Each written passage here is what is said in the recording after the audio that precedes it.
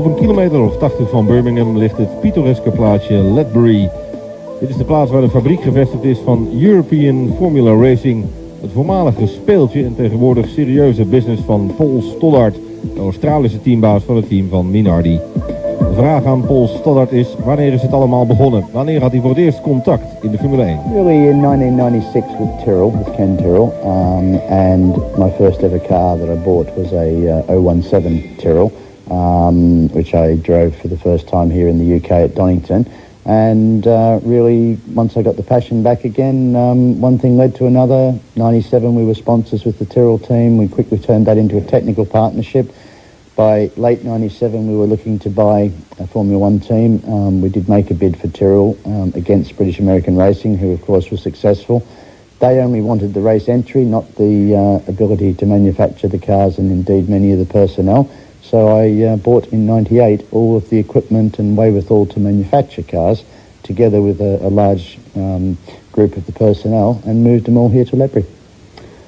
And what's so special about the relationship with the Tyrrell team? I think Ken and Nora, and indeed Harvey Postlethwaite, they were really, truly what I think Formula 1 is all about. They were grassroots racers from the old days of Jackie Stewart and Ken's relationship. There was a bond there that lasted a lifetime. Sadly, as we know, Ken passed away last year, and motor racing is worse for that. I mean, he was a true gentleman of motor racing, and I think when you get involved with someone as nice as Ken, you do realise that that is the side of Formula 1 that will be remembered for all time. Afgelopen seizoen kwam de droom uit voor Paul Stoddart. Hij werd teambaas van zijn eigen team. Maar echt veel tijd had hij niet om de Minardis goed voorbereid aan de start te krijgen van de eerste Grand Prix in Australië. Het was niet makkelijk. It was, but I mean, it was a hell of a way to start. I mean, 6 weeks and 3 days to build 2 cars, compete professionally with dignity. We've done that. Some of both Fernando's performances and indeed Tarso's, and towards the latter part of the year, Alex has made me very proud. We had the privilege of bringing the first ever Malaysian driver into Formula 1. In my mind, we had the Rookie of the Year last year in Fernando, given the equipment he was in. And Tarso did a very credible job and, brought us our first top 10 finish, which nobody would have thought we could possibly have done at this time last year. How is Minardi at the moment? It's a little bit easier than last year? Much easier than last year. I mean, we've got our new partners, Asia Tech, on the engine front. We've got good expectations of what the new engine will produce, and I stress this is a new engine. It's not the unit that powered the Arrows car in 2001. Early signs are that it's exactly what we want. We needed a 40-50 horsepower uplift, and we seem to have that. We also needed to know that the engine would be lighter, because we suffered a bit from a weight penalty last year, which we know for sure that it is. We've got realistic expectations of a top 10 constructors finish this year. And I think with Asia Tech, we will achieve it.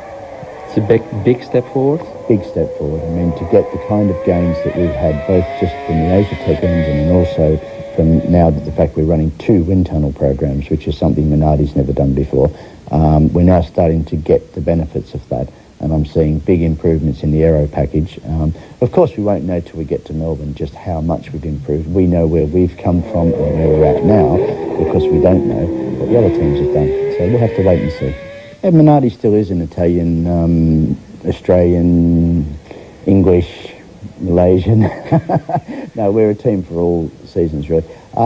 Basically, the factory in Faenza in Italy is still where the car is designed and actually produced, and it's also where the race team is based. What you see here at Ledbury is also the home of, obviously, the 2-seater program. It's the home of the 3000 team, and more importantly of late, it's the home of the R&D department, Research and Development Department of Minardi, and we've also transferred a lot of manufacturing into here because we have the capability and facilities to do that. So now it's fair to say that it truly is an English-Italian team, and we're seeing many components of the new car manufactured here in Ledbury, many programs that will produce improvements in the new car being based here in Ledbury, and we've managed to attract some very quality people who will see us climb slowly up the grid. It is a slow climb because in Formula 1 it takes millions to produce tenths of seconds, but we'll get there. Een van de meest opvallende dingen aan het team van Minardi is het 2-seater programma. Waarom heeft Stoddart het eigenlijk ontwikkeld? Two-seater program is largely because it's born for two reasons. One, because of the fact that at the time we didn't have a team. We had all the manufacturing capability and the design capability to design this two-seater, and we found that it is, as a sponsor tool and as a promotional tool, it's second to none. Many sponsors spend many, sometimes tens or even more than that of millions of dollars of sponsorship money, and they get to go to some races, they get to enjoy lovely hospitality. They don't really get too close to the cars.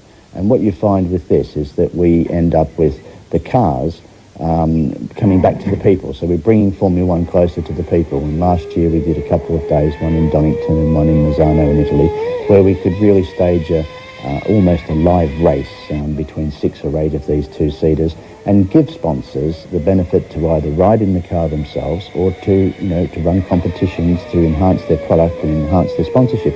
Sponsorship's all about a partnership. If you don't actually give back to your partners something, then it's take, then eventually they won't be around. So it's Minardi's way of giving more value per dollar spent than any other team, and I think it's a winner.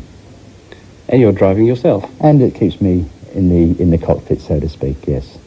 Is it a kind of addiction for you, the Formula One? Yes, I mean, Formula One is an addiction, but it's sadly, well, not sadly, I suppose, you just have to be reality. In this case, it is a business first and a sport second, and the kind of money it takes to run a Formula One team these days, you have to keep attention to the business side of it, and the sports side of it is the enjoyable side. When we go racing, sometimes it's bad and sad, other times, you're overjoyed and happy.